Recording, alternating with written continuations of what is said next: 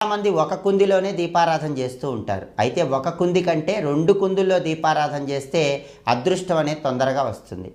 2 కుందులు ఉన్నప్పుడు ఒక కుందులో ఆవు నెయ్యి, ఇంకొక కుందులో నువ్వుల నూనె పోస్తే చాలా మంచిది.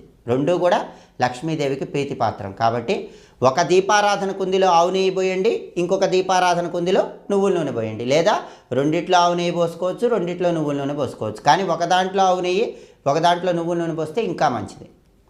ఒత్తులు ఎన్ని వేయాలి? ఇది చాలామందికి సందేహం ఉంటుంది. ఒక్క ఒత్తి వేయకూడదు, ఎట్టి పరిస్థితుల్లో ఒక్క ఒత్తి వేయకూడదు. అయితే చాలామంది ఒక పువ్వొత్తి వేస్తూ ఉంటారు. పువ్వొత్తి ఒకటి వేసినా సరే అది 2 ఒత్తుల కింద తీసుకోవాలి. ఈ విషయం చాలామందికి తెలియదు. ఒక పువ్వొత్తి వేసి ఒక ఒత్తితో దీపం పెట్టాము, పువ్వొత్తితో పెట్టచ్చు అనుకుంటూ ఉంటారు. మీరు పువ్వొత్తులను ఉంటాయి, ఆ పువ్వొత్తి ఒకటి వేసినా సరే అది 2 ఒత్తులకు సంకేతం. పైన పువ్వు కింద కాడ, అది 2 ఒత్తుల కింద తీసుకోవాలి.